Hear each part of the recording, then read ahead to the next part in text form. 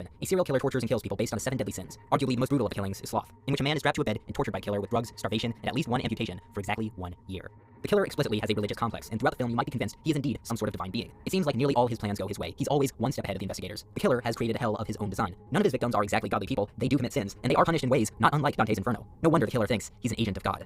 There have been many different views of the agency is ever. Earth, air, and ocean are the eternal witnesses of the acts we have done. No motion impressed by natural causes or by human agency is ever obliterated. The track of every canoe, of every vessel which has yet disturbed the surface of the ocean, whether impelled by manual force or elemental power, remains forever registered in the future movement of all succeeding particles which may occupy its place.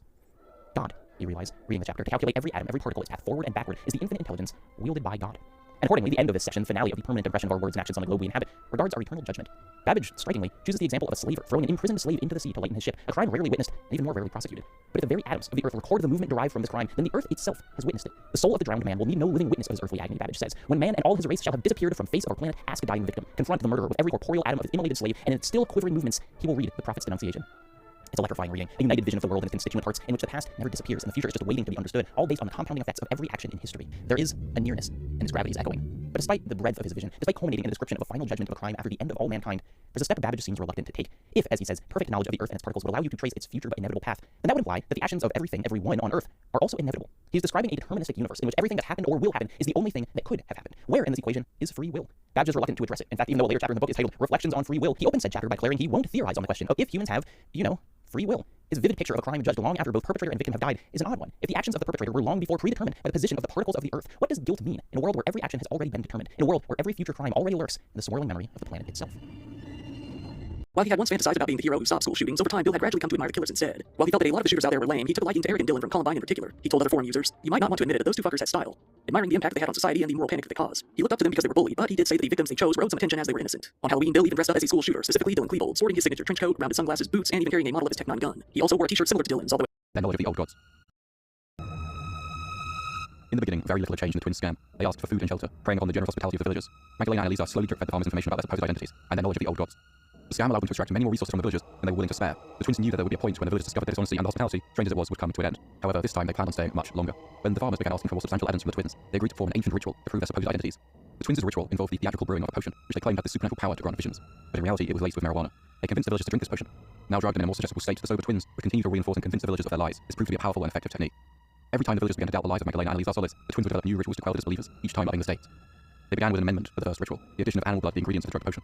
Next, they incorporated elaborate costumes into the rituals, covering themselves in body paint and feathers, imitating the clothing of ancient Aztec priests and priestesses.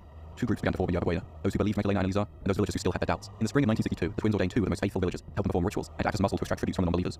They chose the brothers Santos and Cayetano Hernandez, who'd grown up in Yerba, with Derek still claiming that he had amnesia and didn't remember a thing. The psychiatrist didn't buy it, saying his behavior after the murder didn't suggest that he had no memory of the attack, saying, if someone had really truly forgotten what happened and they came to and saw a dead body in front of them, they normally call the police or an ambulance or do something to try and help the person. The doctor testified that it was his opinion that Derek had either a schizoid personality disorder or an autism spectrum disorder, noting that he also had a voyeuristic disorder and a sexual sadism disorder. Lang's mother requested, again, for the judge on stop. This was when Suzanne time being. That is, until Bernadette started shooting up and got high out of her mind. She started calling herself Chucky after the famous horror movie doll. Clifford and Jeffrey started coming over to this old house as well, more than willing to partake in the torture. Said torture would go on for 5 grueling, agonizing days, non-stop. This was when Suzanne suffered some of the worst treatment anyone could imagine. She was injected with amphetamines against her will over and over again. She was burned all over her face and body with cigarettes. She was unable to move and they refused to unhook her to even let her use the bathroom. As a result, she was soon lying in a bed of her own excrement. Eventually, the scent became unbearable and the gang let her down only to force her into a bathtub full of disinfectant. They struck her with a yard brush, scraping these chemicals into her until her skin started peeling off. They locked her back up on the bed and mistreatment only got worse from there. Each time the torture would commence, Bernadette would begin by stating, Chucky's coming to play. Suzanne was beaten repeatedly, day in and day out with all manner of objects. They placed headphones on her, forcing her to listen to a song featuring Chucky's I'm Chucky Wanna Play line on repeat over and over again at maximum volume as they forcefully injected her with more drugs. She spent the rest of these days lying on the beat-up old bed, back covered in blisters, skin still ripped to shreds from the chemical bath, searing in pain with dirty socks stuffed into her mouth, barely even able to breathe. The pain from a deep cigarette burn right between her eyes only further increased the agony she was forced to endure. Another associate of the gang, David Hill, an 18-year-old, was the amount of abuse that was sexual. I can't quantify it because he took the what's playful for some people with BDSM, took that playful excitement, and every single part of it was a punishment. If I didn't clean the dishes, I got whipped in the bedroom later that night. If I didn't answer him correctly, I could get hung from the ceiling, and that did happen several occasions where I would be hung upside down and left for up to the one time up to 2 hours, just naked and hanging from the ceiling because I hadn't done something right. If I didn't make a bed, if I didn't clean things, if I didn't have this done when he wanted it done, if our children were out of line. Again, the drinking was out of control still, but the abuse in the bedroom is what I don't think most people would categorize as abuse because hey, we were married, and he consistently would tell me that it was never considered rape if it was between a husband and a wife. There were two. To be mentally cut off from the world, like I was living in a dream. I had constant existential philosophical thoughts about the nature of reality and consciousness. These thoughts and feelings were constant, and I felt like I had no control over them. Everything I used to enjoy doing suddenly seemed terrifying, and all I wanted to do was stay in my room all the time and just avoid the world.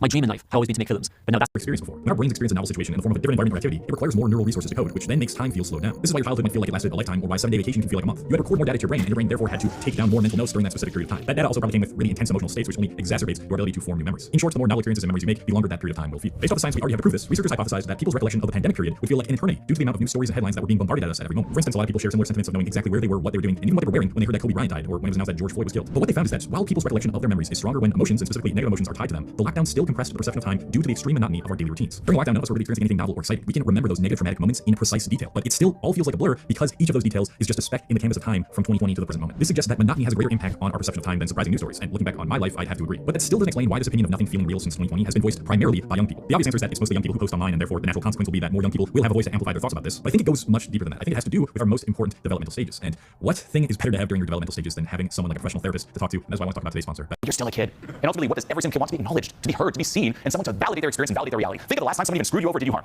What did you really want? Was it really revenge? No. You wanted that person to know how they made you feel. That's it. You're like, see how you hurt me. And for them to not just kind of see it, but to really get it. That's what we all want. Someone to validate us. Now, when you're younger, assuming you're growing up in a healthy household, you get that from your parents. But regardless of whether you got it or not, the only person who can really give that to you is who? Me. And that's what I can. And that's the thing, we always weight conditioning is realizing that when we're born, we come into a society. Okay, and in this society, there are certain rules, guidelines, principles to which you must abide, and this is good, right? If there was no rules or traditions or guidelines, it would be chaos. However, this is one factor. We come into this world, there are rules that we must learn. The way that we're taught those rules is through punishment and reward. Okay, you obey societal rules, you're rewarded, right? Whoever's raising you, your parents, are your caretaker, good job. You know, you're being a good kid. And if you break those rules, bad kid. Okay, that's how we're taught. So that's the second factor. And the third is when we come into this world, we have a very limited perspective on things, and we're very quick to misinterpret things or skew reality. Now, if you mix all this together, here's what can happen. Okay, you might be at a restaurant with your parents, whoever's raising you, and you're a little too loud, right? A little expressive, and your parents are telling you, hey, it's not appropriate to be that loud in this social context. So they're saying, hey, be quiet.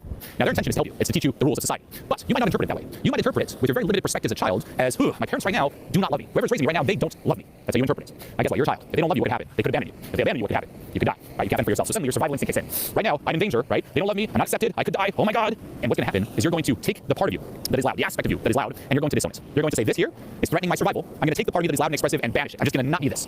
And every single human does this. We create this split within where there's the acceptable side of you, and then there's the unacceptable side of you. Now, guess what? Just based upon that, do you feel confident and whole and good enough? No. Because from the moment you're born, due to the way you interpret things and based on those factors, you're conditioned to believe that you're only good enough when you're embodying the acceptable part of you, not the unacceptable part of you. If you embody that, you're not good enough, right? So we all have this split and this part of ourselves that we're just trying to disown and get rid of. And anything can be down there, right? For example, being loud, you can disown that. If you're raised in a household where it's acceptable to, let's just say, be very logical and being more artistic is kind of frowned upon, right? Like you don't want to be, a little artist, stand up broke, that's immature, be a serious person, right? The part of you that's more expressive, you might disown it. And vice versa, you could also be raised in a household where, if you're too serious and logical, you lose the life force, there's no soul in that. Be a child, be expressive, be creative, that's the best. And you might disown the part of you that's more responsible and more logical, okay? And we do this with thoughts, we do this with emotions, right? You shouldn't be feeling that. Oh, okay, let's get rid of it. Unacceptable. We do it with experiences. For example, traumatic experiences, something that we all have. Every single human alive has gone through traumatic experiences. And when you hear trauma, we're so quick to think, oh, well, that just applies to people who, have gone through a lot of violence or war or abuse. And yes, that is true. But going back to, as a child, you have a very limited perspective on the world. Anything could be traumatic, right? Too overwhelming to handle. As a child being lost in the grocery store, that can be traumatic. As a child being told, be quiet, right, at the dinner table, that can be traumatic, right? Your survival instinct kicks in. I'm at risk here. I might die if I keep embodying this, if I keep acknowledging this, if I keep feeling this. So we just disown it, okay? And we put all that in the unacceptable part of ourselves. If you're familiar with the work of Carl Jung, it's our shadow, if you will, and we all have this split. Now, from there, looking at others and taking on that assumption, I'm not good enough to begin with, I have low self-esteem to begin with, and the split within where I'm only good enough and I'm the acceptable part of myself. What happens then is it leads us to living a life where we always are trying to justify our existence and become good enough. Become good enough in the eyes of others, in the eyes of society, in the eyes of the universe, God, you name it. We're always trying to justify our existence and trying to compensate for the unacceptable part of ourselves, right? We're trying to have more, we're trying to do more, we're trying to be more, trying to reach this point where I'm good enough, right? Am I good enough? And of course, what happens then, there's massive attachment to the opinions of others, right? Where do I stand socially? I must always get approval to compensate. And that's our lives. Okay, that's the pattern. You try to overblow the acceptable part, but it doesn't matter how much you try to compensate, by the way, for the unacceptable part, it's still there, right? And then what happens is, not only do you constantly need to, you could say, overblow or reinforce the acceptable part of yourself, there's also the fear and paranoia of people seeing through that and seeing the unacceptable part. You see the real you, right? You could say the acceptable part of yourself is the front that you put on, the front that you hide behind and try to maintain. And where does this come from? Once more, due to the way that we've been conditioned. Okay, this here is really where this comes from, right? Why don't I feel good enough? Why do I have low self-esteem? If you really sink into this, you might have a couple reasons, right? Well, because of this, because of that. But deep down inside, it just seems like it's always been this way, right? I don't really know why. It's just always been like that. Now, you know why. So I've established where low self and you just stopped me on the street to ask if I'd pay for some guy's socks. What world do you live in? You know what I mean? No. You know, you're talking a lot of shit for someone with 2 perfectly good eyeballs, each priced at about $762 on the black market. Good morning. Online, this disgusting criminal degenerate users was a man named Richard Finkbeiner, a sick individual responsible for one of the most elaborate sextortion plots in United States history. In 2010, Richard Finkbeiner was a 39-year-old man living in Brazil, Indiana. Constantly online, this disgusting man would begin sexually interacting with minors in online video chats, using Omegle along with other platforms, recording his victims throughout these calls. According to the FBI, Finkbeiner, while using Omegle, would stream videos of pornography to those that he matched with, in an attempt to coerce incoming minors to reciprocate acts in a sexual way. The minors, who thought they were interacting with the person shown in the porn video, would then be asked by Finkbeiner in text chat to join in, and some would sadly follow his instructions. When a minor fell for his trap, Finkbeiner would then record their camera footage and add it to his personal CP collection. And if that wasn't depraved enough for you, this guy would often later anonymously contact his victims, revealing to them the fact that he had had recorded them participating in those sexual behaviors, almost in a braggadocious manner, like, I gotcha. While performing digital surveillance on his victims, Richard would collect their sensitive personal details, later using that information for blackmail, threatening to release the videos to porn websites or to send them to the victims' friends, family, and school teachers, unless these victims continued making sexually explicit content with him, recruiting the minors as digital sex slaves of sorts, forced to participate in acts with him while he recorded them for his catalog. According to FBI reports, these acts included coercing them into exposing themselves, forcing them to wear embarrassing outfits, and even forcing them to scribble Finkbinder's online alias on their body with a permanent marker. Through these elaborate and sickening strategies, Richard was able to collect a multitude of victims, both male and females, whose ages range from 12 years old to 17, and were living in 9 different states, including Indiana, West Virginia, Iowa, Wisconsin, Ohio, New York, Michigan, Illinois, and Colorado. There was even one case involving a 12-year-old boy with transcripts showcasing the poor kid pleading with Richard in messages to not release his blackmail video to the internet, and the sick man essentially telling the boy tough luck and uploading the stuff anyways. Dude was a sadist and psychopath, a pedophilic mad I could help. Finkbinder was able to get away with performing these highly exploitative acts for around 2 years, but sexual extortion reports from some of his later victims, a 14-year-old boy in Maryland and another in Michigan, would catch the attention of the feds. Authorities began an investigation, setting up a collaboration between the FBI and sheriff departments from all over the country where the reported crimes were taking place. This included the Oakland County, Michigan Sheriff's Department and the Prince George County's Maryland Department, with significant assistance from the Indiana State Police, the Clay County Sheriff's Department, the Terre Haute Police Department, and the Kokomo Police Department. It was truly a national endeavor. After a thorough investigation, authorities were able to trace these sickening crimes back to Richard, and he was pinned as the culprit. The monster of Omegle would finally be arrested on April 6th of 2012, with the feds seizing a staggering 22,000 video files from webcam feeds recorded by Finkbinder, half of which depicted sexual content from his sextortion ventures. The FBI also recovered close to 47,000 downloaded images, many of which depicted CP. The police would then begin the work in unwrapping his elaborate sextortion scheme, which would give Finkbinder additional charges. In total, Finkbinder was charged with 10 counts of sexual exploitation of children, 2 counts of extortion, and 1 count of possession of CP. The CP charge came from Richard both possessing images from the minors that he had extorted, as well as an entirely different collection of files. These are some serious charges, but they don't truly reflect the massive victim pool that Finkbinder had accumulated. Through reviewing the men's email communications, authorities were able to ascertain that there were at least 153 victims, and only 20 of them had been identified by name and confirmed by the authorities. Law enforcement would say, quote, these charges formalize allegations of a systemic scheme to victimize hundreds of children and teenagers all over the country. Thanks to the tireless work of investigators over the last 3 months, we've been able to identify and contact many victims of these alleged acts. This process is ongoing, and we continue to do all we can to all such traders in human beings should be hunted down and brought to justice. Christopher कैरेडी नाम का ये बंदा जो कि also एक truck driver था जो कि सेम ह्यूमन ट्रैफिकिंग का काम करता था उससे जब ये पूछा गया कि इन 39 लोगों की मौत के बारे में कुछ कहना चाहते हो तो उसने बताया जरूर बहुत ज्यादा लोगों को उस कंटेनर में डाल दिया गया होगा और हवा खत्म हो गई होगी कैनेडी जो कि उस घटना की रात को ट्रक नहीं चला रहा था उसने स्मगलिंग का पार्ट होने से साफ इनकार कर दिया कोर्ट में पता चला कि एक हफ्ते पहले कैनेडी के ट्रक को बॉर्डर फोर्स द्वारा रोका गया था और उसमें से करीब 20 वियतनामीज इमिग्रेंट्स निकले थे जिन्हें फिर रिलीज कर दिया गया था लेकिन एसेक्स लोरी डेथ वाला केस तो सिर्फ एक केस था जिसमें कि खुद ड्राइवर ने फोन करके पुलिस को बताया था ये सब हो गया लेकिन ऐसे बहुत से अनगिनत केस होंगे जिसमें ये क्रिमिनल्स इन डेड बॉडीज को कहीं जंगल में डंप कर देते होंगे और फिर उन्हें ढूंढ पाना इम्पॉसिबल होता है क्योंकि उस कंट्री को पता ही नहीं है कि कोई अनजान किसी अनजान ट्रेलर में उनके देश में मरने के बाद किसी नाले या गटर में पड़ा भी हो सकता है या किसी जंगल में जंगली जानवर द्वारा नोचा भी जा रहा होगा और ये सब कुछ ढकेल लाने वालों को पता होता है इसमें कितना रिस्क है लेकिन फिर भी वो ये रास्ता चुनते हैं वो खतरनाक क्रिमिनल्स को 30-40 लाख देते हैं और फिर अगर बहुत लकी रहे तो अपनी डेस्टिनेशन पर पहुंचते हैं लेकिन गारंटी नहीं होती क्योंकि लेक्स इतने होते हैं कभी पैदल चल के कभी जहाज में कभी जंगल में कभी रेगिस्तान में तो कभी शिप या समंदर में जहां का खतरा हर समय बना रहता है और क्रिमिनल्स भी ये काम खुलेआम करते हैं क्योंकि उन्हें पकड़ने वाला कोई क्योंकि उन्हें पता है उनके पकड़े जाने के चांस बहुत कम 99.9% क्रिमिनल्स कभी ह्यूमन ट्रैफिकिंग में पकड़े नहीं जाते इन डंकी लगाने वालों को रोकने वाला कोई नहीं क्योंकि ये एक $150 बिलियन की इंडस्ट्री है जहां खाने वाले आर्मी से लेकर पुलिस वाले बैठे हैं और पकड़े जाने का चांस तो है ही नहीं तो फिर ये क्रिमिनल्स ये काम क्यों ना करें why would criminals not do this crime और एसएस के केस में क्रिमिनल्स कुछ ज्यादा ही लालची बन गए जिस कंटेनर में सिर्फ 20 लोग ही होने चाहिए थे उसमें उन्होंने करीब उसका डबल डाल दिया जिसकी वजह से उस कंटेनर ने उनका दम घोटा और वो मारे गए इस लालच ने 39 लोगों को मार दिया और उनके परिवारों को बर्बाद कर दिया 39 माता पिता की आंखें जो अपने बच्चों को एक नई जिंदगी की तलाश में भेज रहे थे अब वो आंखें आंसुओं से भरी हुई